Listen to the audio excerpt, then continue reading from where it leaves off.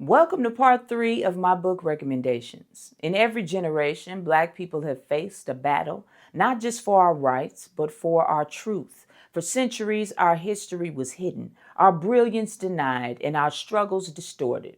But our elders left us something powerful, books that teach us how to free ourselves. If you want to build strong communities, reclaim our economic power, understand the systems shaping our lives, and move as a politically educated people, these books are not optional. They are tools for our Black liberation. We're going to start out today with Douglass's autobiography. It is more than a slave narrative. It is a masterclass in self-emancipation, literacy as liberation, and the psychology of oppression. Douglass shows how the enslaved were deliberately kept ignorant to maintain power and how education became an act of rebellion. You will learn how systems of slavery, later Jim Crow, were built, why literacy and self-education threaten delusional white supremacy. How Black people have always been agents of their own freedom. Yes, we freed ourselves. This book will remind you that liberation starts in the mind long before it takes shape in the world.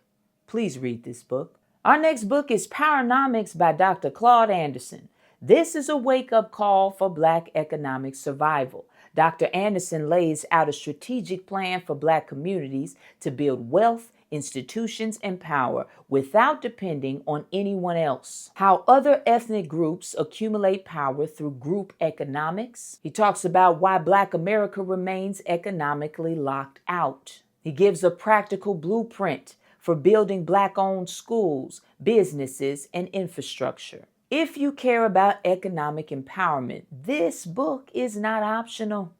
It is the roadmap. The next book is called The Education of Blacks in the South by James D. Anderson. This book exposes what many people have never learned. Black people built much of the South's education system after the Civil War. You discover how freedmen fought, raised money, and created their own schools despite white resistance. You will also learn how Black educational achievement has always been self-driven, not gifted by the state. You will learn why attacks on Black education today are part of a long historical pattern. You will learn how Black communities organize for literacy, schools, and teachers, even under the terror of lynching.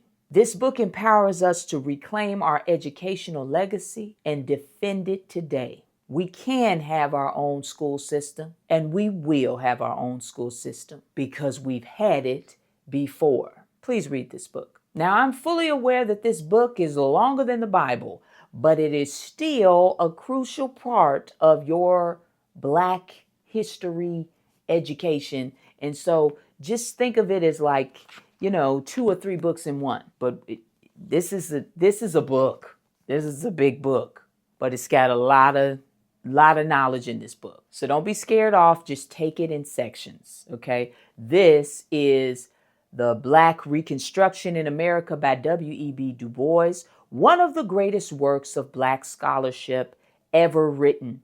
Du Bois destroys the myth that Black people were unready for freedom and reveals how Black labor built the wealth of the United States, of this stolen America. How Black workers saved American democracy after the Civil War. How lies about Reconstruction were used to justify Jim Crow. And why the struggle for economic justice has always been central to Black liberation. Du Bois teaches that Black people have always been political actors, not victims, and that our work created the modern United States. Please read this book. Our next book is called What the Negro Wants, edited by Rayford W. Logan. This collection was written in 1944, and it gathers the voices of leading Black thinkers like Du Bois, Mary McLeod, Bethune, A. Philip Randolph, and Walter White, explaining what Black America demands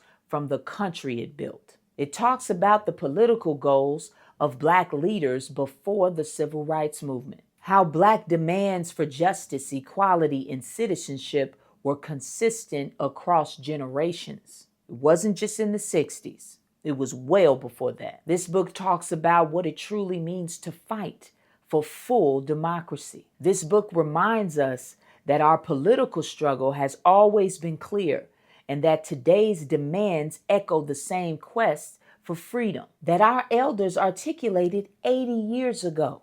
It also talks about why these books matter for Black people today, because we cannot defend our communities if we do not understand the systems designed to control us, because we cannot build wealth if we don't study how power works, because we cannot win political battles if we don't know our own history, because we cannot protect our children from miseducation if we haven't educated ourselves. Talks about the strategies needed to build power collectively, a roadmap for economic, educational, and political liberation. The world is changing.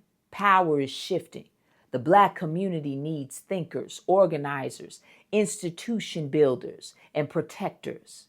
If you want to be one of them, start with one of these books. And those are all the books I have for you today. Look out for part 4 coming up soon. If you would like to donate to the BRC to help fund our work within the national Black community, or if you're interested in volunteering, becoming a member with the BRC, click the link below this video or the link in my bio. As always, I love you, Black men. I love you, Black woman. Knowledge is power. Power to the people. Say it loud.